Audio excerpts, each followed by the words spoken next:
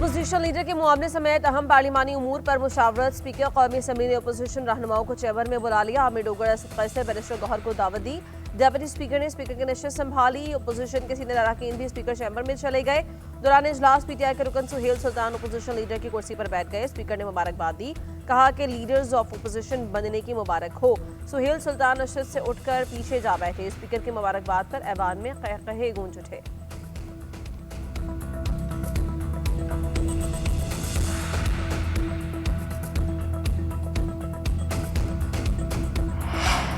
मईशत का road map IMF के बगैर बनाया जाएगा। नायब वज़ीर-ए-आज़म की सरबराही में कमेटी कायम। खुसूसी कमेटी IMF से निकालने के ऑप्शंस पर गौर करेगी। वज़ीर मनसूबाबंदी हसन अकबर ने कहा, पाकिस्तान के पास 2 ही रास्ते।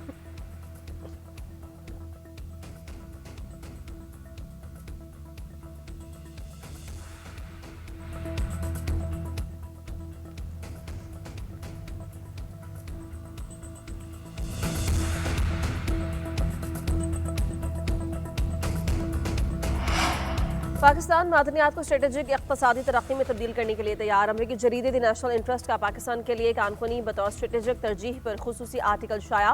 जरीदे में कहा गया है कि पाकिस्तान ने मादनियात के शोबे में पॉलिसी इस्लाहात की। पाकिस्तान के पास खरबों डॉलर मालियती गैर इस्तेमाल शुदा मादनी वसाइल है। रैकोटिक मनसूबा दुनिया के सबसे बड़ी गैर तरक्की याफ्ता तांबे और सोने की कानों में से एक है। कीमती पत्थरों की मालियत तकरीबन $450 अरब है।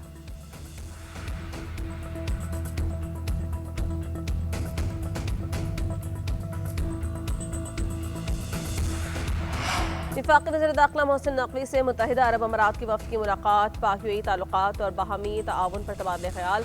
मुसाफिरों के लिए इमिग्रेशन अमल मज़ीद आसान बनाने से मुताल्लिक़ बातचीत।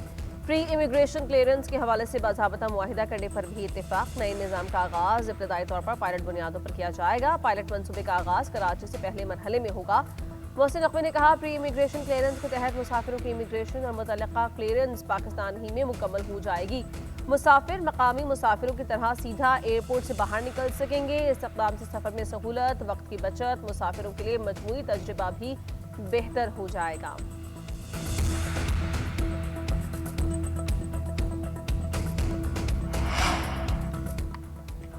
कौमी असम्बली के इजलास में इस्लामाबाद में दरख्तों की कटाई से मुताल्लिक़ तवज्जो दिलाओ नोटिस। रियासती आने ने नोटिस पेश किया। वज़ीर मुमलिकत हलाल चौधरी ने जवाब दिया कि दरख्तों के काटने पर बेजा तनकीद की गई।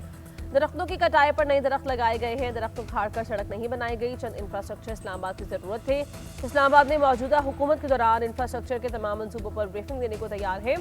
वक्त के साथ साबित हुआ कि पौधों की कुछ अक़साम मुज़िर सेहत है। सुप्रीम कोर्ट ने दरख्तों की कटाई से मुताल्लिक़ एक कमेटी बनाई। रिपोर्ट में दरख्तों की कटाई गैर कानूनी साबित नहीं हुई।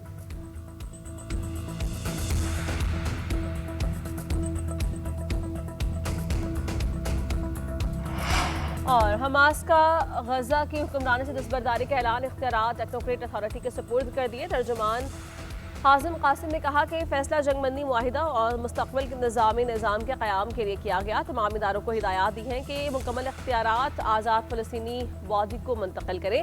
इंतज़ामी उमूर से दस्तबरदार होने का फैसला हतमी और गैर मुहम्मिम है। इसका मकसद यह है कि नई अथॉरिटी बगैर रुकावट जिम्मेदारियाँ अंजाम दे सके। फ़लस्तीनी सियासी धड़ों के दरमियान इससे कबल भी इस बात पर इत्तेफाक हो चुका है। फ़लस्तीनी कमेटी आज़ाद शख्सियात और मकामी माहिरीन पर मुश्तमिल होगी।